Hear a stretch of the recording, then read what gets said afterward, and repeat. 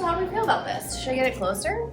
I Yeah, just you wanted tell some me, of like you're the the expert. background because it's like so cute. You tell me, is this Yeah, this is cute. we're in? That they used to. I forgot. Oh yeah, the turn off the AC. AC. Okay, sorry.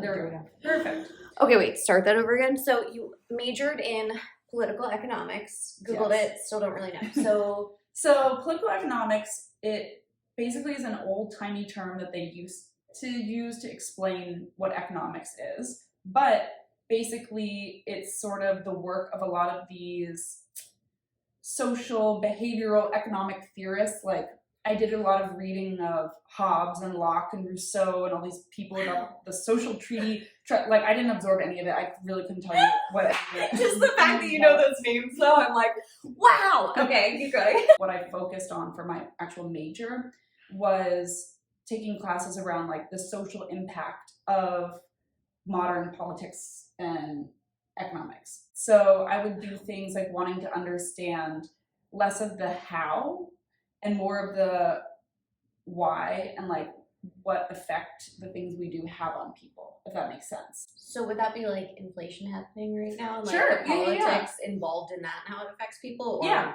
no, Okay. that would totally be it. And like, it might be then the sociology. I think about it in fashion. Some of the pieces I enjoy writing would be like, okay, we're having this inflation. Like, how has that affected the way that designers are designing? Or like, we had the pandemic, and it's like, okay, how did everyone's shopping habits shift? And like, what did everyone want to wear? And everyone was in sweats for so long. Now we've sort of seen this rebound where everyone's like wanting to dress so sexy all the time. Totally. And so understanding the why.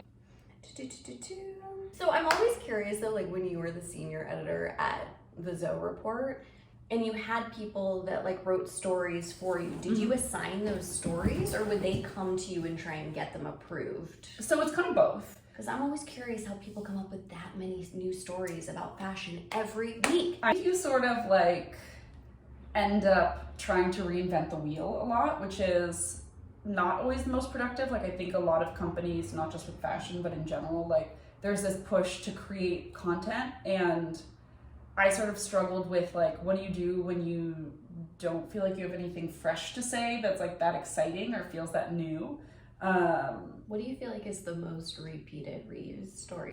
I definitely French girl style is like a big one that I think is just like a huge I feel like trope. I'm always surprised how often it's talked about and used, but it's always the one I click on. So I'm Yes. like the sucker for it. Well, I clearly. also just feel like something that I struggle with, but also like I understand why people love it, is sort of the whole genre of celebrity style. I feel like there are some people that I'm like, oh, they have like interesting style and they're kind of like, Yeah. you know, Bella Hadid is like her own stylist and will pull together these really cool outfits, and I know a lot of PR that she works with where she'll just DM them or reach out to them and like really makes an effort to support small designers, and like That's cool. then I'm like, okay, that's interesting, that's someone with their own perspective, but I feel like you end up having a celebrity or news fashion team that is just like regurgitating like, oh, someone else like stepped out in black leggings in Los Angeles and like this time they styled it with a white shoe instead of a black shoe, and like I get it because people are excited to sort of like buy into the looks of people whose like style they admire. Yeah. But it like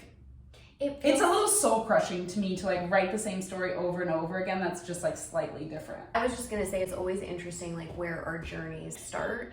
You know, like you with political economics and then going to fashion, and that's where you are now. I read the W magazine article about that fashion line that's all about abortion rights and like it was so moving and so powerful, and I was like, oh, is that the direction you're gonna start moving in? I mean, I think that's ultimately my goal, but I feel like sort of what I said earlier is I'm in this kind of like funny journey. I've kind of been fed this thing of like, you climb the ladder and you get on to the next position and you make more money. It's been really interesting dating someone who's like very creatively motivated, and he was the one who was sort of like, oh, that's like so cool that you can like make money and then have free time. It's like, I would just like work as much as I had to like pay the bills and, you know, maybe have a little fun money, and then like I would just like work on my art all the time. And I was like, huh. I feel like it kind of like got my wheels spinning a little bit because I was just sort of like, well, I'll just like say yes to another project and I'll take on another thing because like it's coming my way, and it's not like I'm like, you know, grasping for every dollar or something. But I sort of have come from a place of like always say yes to the thing because you don't know when the next one's going to come. And also like the motivation is to sort of like, I feel like it's just motivated kind of by ego. Oh, also, this is so random, but I was like reading this article. I was like really stalking you to feel prepared.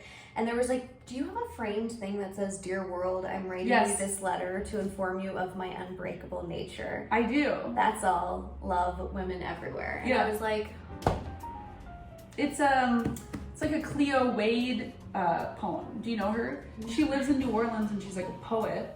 And she's super cool, and I feel like I got it at like a work event or something. Love it. But I have it on my bedside table. I was like, that's how I want to end this little video, because I was like, that is literally the message to be sending out there in the world. I love We're that. unbreakable. We are unbreakable. That is true.